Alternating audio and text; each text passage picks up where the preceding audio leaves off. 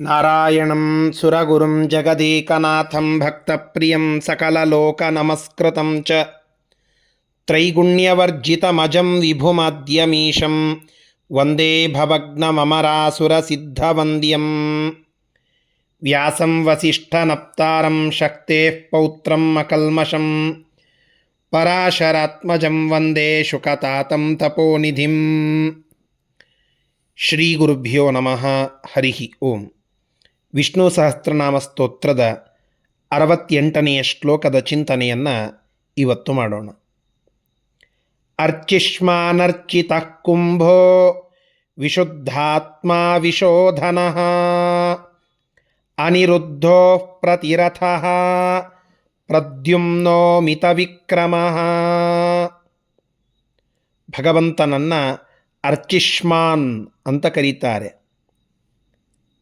ಅರ್ಚಿಂಷ್ಯಸ್ಯ ಸಂತಿ ಇತಿ ಅರ್ಚಿಷ್ಮಾನ್.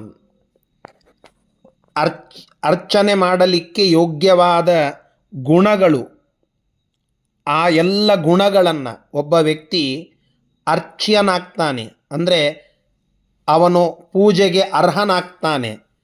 ಆ ಪೂಜೆಗೆ ಅರ್ಹನಾಗುವ ಗುಣಗಳು ಒಬ್ಬ ವ್ಯಕ್ತಿಯಲ್ಲಿ ಇರಬೇಕು. ನಮ್ಯತ್ವಕ್ಕೆ ಪ್ರಯೋಜಕವಾದ ಗುಣಗಳು ಒಬ್ಬನಲ್ಲಿ ಇರಬೇಕು. ಒಬ್ಬ ವ್ಯಕ್ತಿಯನ್ನು ನೋಡಿದ ಕ್ಷಣದಲ್ಲಿ ಅವನನ್ನು ಪೂಜಿಸಬೇಕು. ಅವನು ನನಗೆ ಸರ್ವ ಇಷ್ಟದಾತೃವಾಗಿದ್ದಾನೆ, ನನ್ನ ಪರಮಾತ್ಮ ನನ್ನನ್ನು ರಕ್ಷಣೆ ಮಾಡುತ್ತಾನೆ, ಅವನನ್ನು ನಾನು ಪೂಜಿಸಬೇಕು ಅನ್ನುವ ಭಾವನೆ ಉಕ್ಕಿ ಬರಬೇಕು. ಭಗವಂತನ ದಿವ್ಯವಾದ ಪ್ರತಿಮೆಗಳನ್ನು ನಾವು ನೋಡಿದಾಗ ಆ ಭಗವಂತನ ಮೇಲಿನ ಭಕ್ತಿ ಉದ್ರೇಕಗೊಳ್ಳುತ್ತದೆ. ಕಾರಣ ಆ ಪರಮಾತ್ಮನ ಅನಂತ ಗುಣ, ಪರಿಪೂರ್ಣತ್ವ.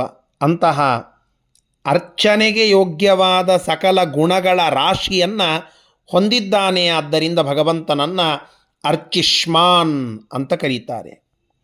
ಅರ್ಚಿತಃ, ನಾವು ವೆಂಕಟೇಶ ಮಹಾತ್ಮೆಯ ಮೊದಲನೆಯ ಶ್ಲೋಕದಲ್ಲಿಯೇ ಕೇಳುತ್ತೇವಲ್ಲ, ಬ್ರಹ್ಮ ರುದ್ರಾದಿ ವಂದ್ಯಂ ತ್ವಾಂ ಭಜೆ ವೆಂಕಟನಾಯಕಂ. ಪರಮಾತ್ಮನನ್ನು ಬ್ರಹ್ಮ ರುದ್ರಾದಿ ಎಲ್ಲ ದೇವತೆಗಳು ವಂದನ ಮಾಡುತ್ತಾರೆ, ಪೂಜಿಸ್ತಾರಂತೆ. ಬ್ರಹ್ಮಾದಿಭಿಹಿ ಅರ್ಚಿತತ್ವಾತ್ ಅರ್ಚಿತಃ ಅಂತ.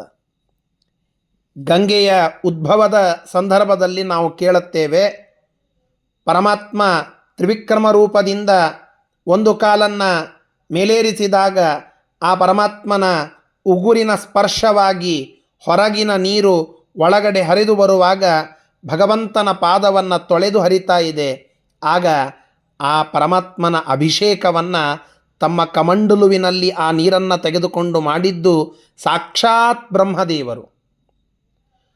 ಸಾಕ್ಷಾತ್ ಬ್ರಹ್ಮದೇವರೇ ಆ ಪರಮಾತ್ಮನ ಪಾದವನ್ನು ತೊಳೆದು ಅದನ್ನು ತೀರ್ಥ ಅಂತ ಸ್ವೀಕಾರ ಮಾಡಿ ಗಂಧ, ಅಕ್ಷತೆ, ಹೂ, ತುಳಸಿ ಎಲ್ಲವನ್ನು ಹಚ್ಚಿ ಆ ಪರಮಾತ್ಮನ ಪಾದ ಪೂಜೆಯನ್ನು ಮಾಡಿದ್ದಾರೆ. ಬ್ರಹ್ಮದೇವರೇ.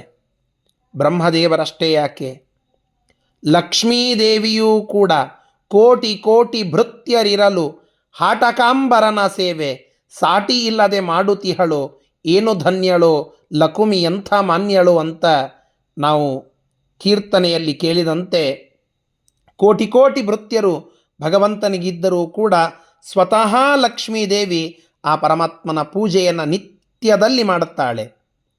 ಸಾಕ್ಷಾತ್ ಲಕ್ಷ್ಮೀದೇವಿ, ಪ್ರಕೃತಿ, ಬ್ರಹ್ಮದೇವರು, ರುದ್ರದೇವರು ಇವರೇ ಮೊದಲಾದ ದೇವಾದಿ ದೇವತೆಗಳು ಮಾಡುತ್ತಾರೆ ಅಂದ ಮೇಲೆ ಉಳಿದೆಲ್ಲ ತತ್ವಾಭಿಮಾನಿ ದೇವತೆಗಳು, ಮುನಿಗಳು, ಸಂತರು, ಮಹಾಂತರು ಇವರೆಲ್ಲ ಪರಮಾತ್ಮನನ್ನು ಆಶ್ರಯಿಸಿ ಪೂಜೆ ಮಾಡುತ್ತಾರೆ ಅಂತನ್ನೋದನ್ನು ಪ್ರತ್ಯೇಕವಾಗಿ ಇನ್ನೇನು ಹೇಳೋಣ. ಅರ್ಚಿತಃ, ಅವರೆಲ್ಲರಿಂದ ಪೂಜಿತನಾದಂತಹ ಭಗವಂತ ಅರ್ಚಿತಃ ಅಂತ ಅನ್ನಿಸಿಕೊಳ್ಳುತ್ತಾನೆ. ಕುಂಭ, ಕುಂ ಭಾಸಯತಿ ಇತಿ ಕುಂಭ.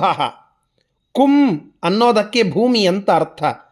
ಭೂಮಿಯನ್ನು ಪ್ರಕಾಶನ ಮಾಡುವವನು, ಪ್ರಕಾಶಿಸುವವನು, ಆ ಭೂಮಿಯನ್ನು ಪ್ರಕಾಶಪಡಿಸುವವನು ಭಗವಂತ. ಆದ್ದರಿಂದ ಕುಂಭ ಅಂತನ್ನೋದು ಭಗವಂತನ ಹೆಸರು.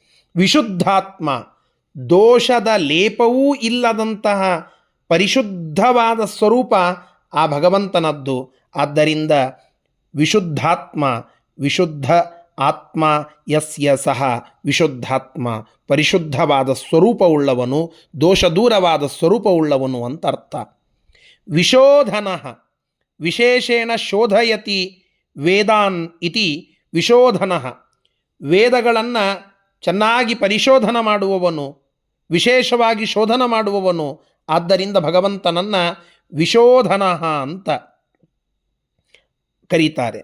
ಅನಿರುದ್ಧ, ವೇದಗಳೆಲ್ಲ ತಿಳಿಸುವಂತಹ ಪರಮಾತ್ಮ, ವೇದಗಳಿಂದ ತಿಳಿಯಲ್ಪಡುವ ಪರಮಾತ್ಮ ಅನ್ನೋದು ವಿಶೋಧನ ಅನ್ನುವುದಕ್ಕೆ ಒಂದರ್ಥ. ಅನಿರುದ್ಧ, ಹಿಂದೊಮ್ಮೆ ಈ ಶಬ್ದವನ್ನು ಕೇಳಿದ್ದೇವೆ, ಮತ್ತೊಮ್ಮೆ ಆ ಶಬ್ದ ಇಲ್ಲಿ ಬಂದಿದೆ. ನಿರುದ್ಧ ಅಂತಂದರೆ ರಿಸ್ಟ್ರಿಕ್ಷನ್, ತಡೆ, ತಡೆರಹಿತನಾದ ಭಗವಂತ ಅನಿರುದ್ಧ ಅಂತ. ನಿರುದ್ಧೋ ನ ಭವತಿ ಇತಿ ಅನಿರುದ್ಧ. ಅನಿರುದ್ಧ ಅಂತಂದರೆ ಯಾವ ಅಡೆತಡೆಗಳೂ ಇಲ್ಲದಂತಹ ಪರಮಾತ್ಮ ಅನಿರುದ್ಧ ಅಂತ ಅನ್ನಿಸಿಕೊಳ್ಳುತ್ತಾನೆ. ಅಪ್ರತಿರಥ, ಪ್ರತಿರಥ ಅಂತಂದರೆ ಪ್ರತಿಪಕ್ಷ, ಭಗವಂತನನ್ನು ವಿರೋಧ ಮಾಡುವಂತಹ, ಭಗವಂತನ ಶಕ್ತಿಗೆ ವಿರೋಧವನ್ನು ವ್ಯಕ್ತಪಡಿಸುವ ಪ್ರತಿಶಕ್ತಿ, ಪ್ರತಿಪಕ್ಷ. ಅಂತಹ ಪ್ರತಿಪಕ್ಷ ರಹಿತತ್ವ ಆ ಭಗವಂತನಿಗೆ ಇದೆ. ಯಾವ ಒಬ್ಬ ವ್ಯಕ್ತಿಗೆ ಭಗವಂತನನ್ನು ತಡೆದು ನಿಲ್ಲಿಸಲಿಕ್ಕೆ ಸಾಧ್ಯವಾಯಿತು? ಹಿರಣ್ಯಾಕ್ಷನಿಗೆ ಸಾಧ್ಯವಾಯಿತಾ? ಹಯಗ್ರೀವಾಸುರನಿಗೆ ಸಾಧ್ಯವಾಯಿತಾ? ಹಿರಣ್ಯಕಶಿಪುವಿಗೆ ಸಾಧ್ಯವಾಯಿತಾ? ಬಲಿಚಕ್ರವರ್ತಿಗೆ ಸಾಧ್ಯವಾಯಿತಾ? ರಾವಣನಿಗೆ ಸಾಧ್ಯವಾಯಿತಾ? ಕುಂಭಕರ್ಣನಿಗೆ ಸಾಧ್ಯವಾಯಿತಾ? ಕಂಸ, ಜರಾಸಂಧ, ದಂತವಕ್ರ, ಪೌಂಡ್ರಕ, ವಾಸುದೇವ, ಒಬ್ಬರೇ ಇಬ್ಬರೇ ನೂರಾರು ರಾಕ್ಷಸರು ಬಂದು ಪರಮಾತ್ಮನನ್ನು ಪರೀಕ್ಷೆ ಮಾಡಿ ಅವನನ್ನು ತಡೆವಡ್ಡಿ ಅವನಿಗೆ ಪ್ರತಿಪಕ್ಷವಾಗಿ ನಿಲ್ಲುವ ಹುಂಬತನಕ್ಕೆ ಹೋದರು. ಆದರೆ ಅದು ಯಾವುದೂ ಸಾಧ್ಯವಾಗಲಿಲ್ಲ. ಯಾಕೆ ಅಂದರೆ ಪರಮಾತ್ಮ ಪ್ರತಿಪಕ್ಷರಹಿತನಾಗಿದ್ದಾನೆ. ಅಪ್ರತಿರಥ, ಯಾವನು ಅವನ ಎದುರಿಗೆ ನಿಲ್ಲುವ ಸಾಮರ್ಥ್ಯವುಳ್ಳವನಲ್ಲ. ಪ್ರದ್ಯುಮ್ನ, ಪ್ರಕೃಷ್ಟವಾದ ದ್ಯುಮ್ನ ಕಾಂತಿಯನ್ನು, ಪ್ರಕಾಶವನ್ನು ಉಳ್ಳವನು ಆ ಭಗವಂತ. ಆದ್ದರಿಂದ ಪ್ರದ್ಯುಮ್ನ ಅಂತನ್ನುವ ಒಂದು ರೂಪದ ಚಿಂತನೆಯನ್ನು ನಾವಿಲ್ಲಿ ಮಾಡಬೇಕು. ವಿಶೇಷವಾಗಿ ನಾವು ಪಿತೃದೇವತೆಗಳಲ್ಲಿ ವಸುರುದ್ರ ಆದಿತ್ಯ ಇವರಲ್ಲಿ ಅನಿರುದ್ಧ ಪ್ರದ್ಯುಮ್ನ ಸಂಕರ್ಷಣ ವಾಸುದೇವಾತ್ಮಕ ಚತುರ್ಮೂರ್ತಿಗಳ ಸ್ಮರಣೆಯನ್ನು ಈ ಪಕ್ಷಮಾಸದಲ್ಲಿ ಮಾಡುವಂತಹದ್ದು. ವಿಶೇಷ ಶ್ರಾದ್ದ ಸಂದರ್ಭಗಳಲ್ಲಿ ಅದೇ ಧರ್ಮಕರ್ಮ ಸಂಯೋಗವಾಗಿ ಪ್ರದ್ಯುಮ್ನ ಅನ್ನುವ ಪರಮಾತ್ಮನ ರೂಪದ ಸಂಕೀರ್ತನ ವಿಷ್ಣು ಸಹಸ್ರನಾಮದಲ್ಲಿ ಬರ್ತಾ ಇದೆ. ಪ್ರಕೃಷ್ಟವಾದ ದ್ಯುಮ್ನ ಕಾಂತಿಯನ್ನು, ಪ್ರಕಾಶವನ್ನು ಹೊಂದಿರುವವನು ಯಾವನೋ ಅವನು ಪ್ರದ್ಯುಮ್ನ ಅಂತನ್ನುವ ಪರಮಾತ್ಮನ ರೂಪ ಅಂತ.